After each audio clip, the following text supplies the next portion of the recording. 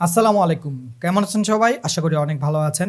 যারা আমার চ্যানেলে ১ম এসেছেন তারা চাইলে আমার চ্যানেলটা একটু ঘুরে দেখে আসতে পারেন। আমার চ্যানেলে অনেক ধরনের ভিডিও আছে, বিশেষ করে ফ্রিল্যান্সিং রিলেটেড ভিডিও আছে এবং ওয়ার্ডপ্রেস ডেভেলপমেন্ট রিলেটেড অনেক ভিডিও আছে। আপনার যদি আমার ভিডিওগুলো উপকার মনে হয় এবং আপনি যদি উপকৃত হয়ে থাকেন তাহলে অবশ্যই আমার চ্যানেলটা সাবস্ক্রাইব করে রাখবেন পরবর্তীতে এরকম ভিডিও পাওয়ার জন্য।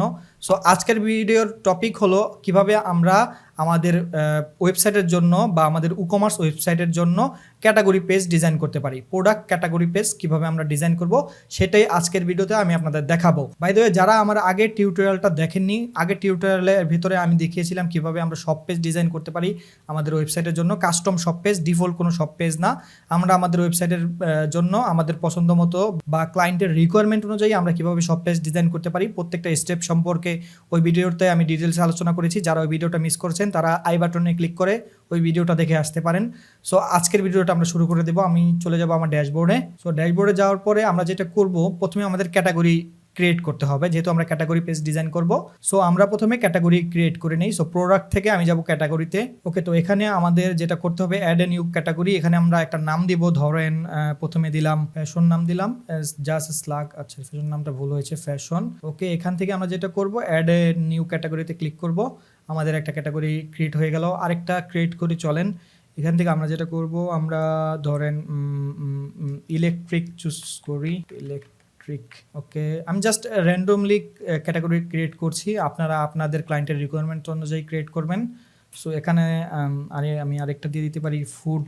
জাস্ট র্যান্ডম ক্রিয়েট করছি। আমি মোটামুটি 3টা ক্যাটাগরি ক্রিয়েট করব। ওকে, তো 3টা ক্যাটাগরি আমরা ক্রিয়েট করে ফেলেছি। ওকে, তো আমাদের ক্যাটাগরি ক্রিয়েট করা শেষ, কিন্তু আমাদের প্রোডাক্টগুলো এই ক্যাটাগরিতে অ্যাড করতে হবে। সেটার জন্য আমি যেটা করব, আমি অল প্রোডাক্টে যাব এবং প্রত্যেকটা প্রোডাক্ট আমি এডিট করব এবং আমি জাস্ট কুইক এডিটের ভিতর থেকে আমি আমার ক্যাটাগরিটা সিলেক্ট করে দিব। সো এখান থেকে জাস্ট এই যে ক্যাটাগরি ডান পাশে আপনি দেখতে পাচ্ছেন, এখান থেকে ধরেন আমি এটা ইলেকট্রিক চুজ করলাম, আপডেট করলাম, আপডেট হয়ে গেল। তারপরে দ্বিতীয়টা আমি এটাও দিয়ে দিব ইলেকট্রিক, আমি ক্যাটাগরিস্টিক উঠিয়ে দিব, আপডেট। 3 নাম্বারটাও আমি কুইক এডিট থেকে এটাও আমি ইলেকট্রিক দিব, আপডেট। সো এটা আমি একটু তাড়াতাড়ি করে ফেলছি। তারপরটায় আমরা ফ্যাশন দিব, এখানে আমরা ফ্যাশন চুজ করলাম। আমি আরো 2টা প্রোডাক্টের ভিতরে ফ্যাশন দিব, এখানেও আমি ফ্যাশন দিব।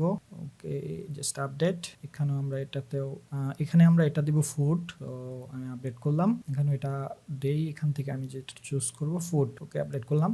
সো মোটামুটি আমাদের সবগুলো ক্যাটাগরি চুজ করা হয়ে গেছে। এখানে যদি আপনি ক্যাটাগরিতে খেয়াল করেন তাহলে এখানে দেখতে পাচ্ছেন আমাদের 4টা প্রোডাক্ট কিন্তু ইলেকট্রিক ক্যাটাগরির আন্ডারে, 2টা প্রোডাক্ট ফ্যাশনের আন্ডারে এবং 2টা প্রোডাক্ট ফুডের আন্ডারে। সো এখন যদি আমরা ক্যাটাগরি থেকে আমাদের এই ক্যাটাগরিগুলো ভিজিট করি, আমি ক্যাটাগরি পেজে যাই। ক্যাটাগরি পেজ আসার পরে আমি যদি ধরেন এই যে ইলেকট্রিকের যে ক্যাটাগরিটা, এটা যদি আমি ভিউ করি তাহলে আপনি দেখতে পারবেন ডাইনামিকলি আমাদের থিম যে ডিজাইনটা দিয়ে দিয়েছে, এই ডিজাইনটা সহ আমাদের এই ক্যাটাগরি পেজটা শো হবে। সো আমি যদি এখানে যাই তাহলে আপনি দেখতে পাচ্ছেন এখানে আমাদের যে 4টা প্রোডাক্ট ছিল এই ক্যাটাগরির আন্ডারে, সেই 4টা প্রোডাক্ট এখানে শো হচ্ছে। কিন্তু আমরা চাই আমাদের যে কাস্টম ক্যাটাগরি পেজ বা কাস্টম ক্যাটাগরি টেমপ্লেট থাকবে সেটা যেন শো হয়। সো সেটা করার জন্য আমাদের একটা টেমপ্লেট ক্রিয়েট করতে হবে। সো চলেন আমরা যাব ড্যাশবোর্ডে। এখান থেকে আমি যাব এলিমেন্টর থেকে টেমপ্লেটে ক্লিক করব। টেমপ্লেটের ভিতর থেকে অ্যাড নিউতে ক্লিক করব।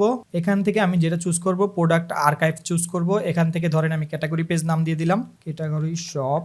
আমি জাস্ট ক্রিয়েট টেমপ্লেটে ক্লিক করব। ওকে, তো এখানে এটা আমরা ক্লোজ করে দিই। আমরা আমাদের পছন্দ মতো ডিজাইন করব। আমি একটা সেকশন নিব, এটাতে আমরা একটু প্যাডিং দিয়ে দিব। সো এখানে আমি জাস্ট 100 পিক্সেল এবং 100 পিক্সেল প্যাডিং দিয়ে দিলাম। প্রোডাক্ট আর্কাইভের ভিতরে আপনি 3টা উইজেট দেখতে পাচ্ছেন। প্রথমটা হলো archive title, archive product, archive description. So এখানে আমরা আর্কাইভ প্রোডাক্ট নিয়ে কাজ করব। আপনি কিন্তু এখানে প্রোডাক্ট নিয়ে কাজ করলে হবে না।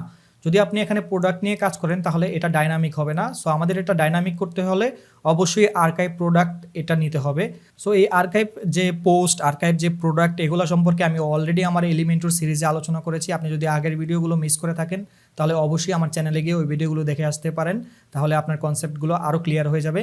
সো এখানে আমরা জাস্ট একটু কাস্টম ডিজাইন করতে পারবো। অ্যাডভান্সের ভেতর থেকে আমরা জাস্ট এখানে যেই নাথিং ফাউন্ডের যে মেসেজটা এটা এখানে অ্যাড করতে পারবো। সো যেটা ডিফল্ট আছে এটা থাক। আর কন্টেন্টের ভেতরে গেলে আপনি এখানে দেখতে পাচ্ছেন কোনো কিছু আমরা চেঞ্জ করতে পারবো না। এটা থিমের যে ডিজাইন ওটা আসবে বা থিমের যে ফাংশন ওটা আসবে এখানে। সো এখানে জাস্ট আমরা যেটা করবো, আমরা আমাদের সব পেজটা একটু সব পেজে যে ডিজাইনটা আছে এই ডিজাইনটা আমরা একটু কপি করে নিব, কপি করে জাস্ট এটা এখানে পেস্ট করে দিব, তাহলেই এটা হয়ে যাবে। সো আমি এখান থেকে জাস্ট এটা কপি করে নিব। ওকে, তো এখান থেকে জাস্ট এটাতে আমরা ক্লিক করে এটা আমরা কপি করে নিব, কপি করে জাস্ট আমরা এখানে এসে এটার ভিতরে পেজ স্টাইল দিয়ে দিব। সো পেজ স্টাইল, তাহলে আমাদের এটা স্টাইলটা অ্যাড হয়ে যাবে। এই যে অ্যাড হয়ে গেল, সো আপনারা দেখতে পাচ্ছেন স্টাইলটা কিন্তু অ্যাড হয়ে গেছে। ওকে, সো আমরা এটা এখন পাবলিশে ক্লিক করব। পাবলিশে ক্লিক করে আমরা অ্যাড কন্ডিশনের ভিতর থেকে অল প্রোডাক্ট আর্কাইভ চুজ না করে আমরা প্রোডাক্ট ক্যাটাগরি, এই যে দেখতে পাচ্ছেন প্রোডাক্ট ক্যাটাগরি, এটা চুজ করব এবং প্রত্যেকটা প্রোডাক্ট ক্যাটাগরির জন্য এই টেমপ্লেটটা যেন পাই সেটা আমরা এখান থেকে চুজ করে দিব। পরবর্তীতে আমরা সেভ এন্ড ক্লোজে ক্লিক করব, তাহলে আমাদের এই টেমপ্লেটটা এখন ডাইনামিক ভাবে কাজ করবে। সো আমরা যদি এটা একটু ভিউ করি, সো আমরা একটু ভিউ করি, চলেন। ওকে, তো এখানে আমাদের সবগুলো প্রোডাক্টে কিন্তু শো হচ্ছে, কিন্তু আমরা যদি আমাদের ক্যাটাগরিগুলো একটু ভিজিট করি, আমি যদি ড্যাশবোর্ডে যাই, আমি যদি আপনাদের ক্যাটাগরি পেজগুলো একটু দেখাই, তাহলে আপনি দেখতে পারবেন এগুলো কিন্তু ডাইনামিক ভাবে শো হবে। সো আমি ক্যাটাগরিতে যাচ্ছি, এখান থেকে প্রোডাক্ট থেকে সরি ক্যাটাগরি। ওকে, তো ক্যাটাগরি পেজে আসার পর এখন যদি আমরা একটা ক্যাটাগরি ভিউ করি, তাহলে আপনি দেখতে পারবেন আমাদের টেমপ্লেটটা কিন্তু কাজ করছে এখানে। সো আমি যদি ভিউ করি, এটা লোড নিয়ে আসুক, এই যে দেখতে পাচ্ছেন আমাদের যে 4টা প্রোডাক্ট ছিল এই ক্যাটাগরির আন্ডারে, সেই 4টা প্রোডাক্ট এখানে চলে এসেছে। সো চলেন আমরা আরেকটা ক্যাটাগরি ভিউ করি। সাপোজ আমি এটা ভিউ করি, ফ্যাশনের যে ক্যাটাগরি ছিল এটা আমি একটু ভিউ করি, এই যে 2টা প্রোডাক্ট শো হচ্ছে। সো আমি যদি এটাও ভিউ করি, এখানে আপনি দেখতে পাচ্ছেন ফুড ক্যাটাগরির আন্ডারে আমাদের যে 2টা প্রোডাক্ট ছিল সেটা কিন্তু এখানে চলে এসেছে। সো এখানে আমি যে ডিজাইনটা করেছি এই ডিজাইনটা কিন্তু একদম সিম্পল, আমি জাস্ট আগের ডিজাইনটাই কপি করে পেস্ট করে দিয়েছি। কিন্তু আপনি চাইলে এই উইজেটে এসে আপনি আপনার পছন্দ মতো ডিজাইন করতে পারবেন, এই স্টাইলের ভিতর থেকে আপনি আপনার পছন্দ মতো ডিজাইন করতে পারবেন।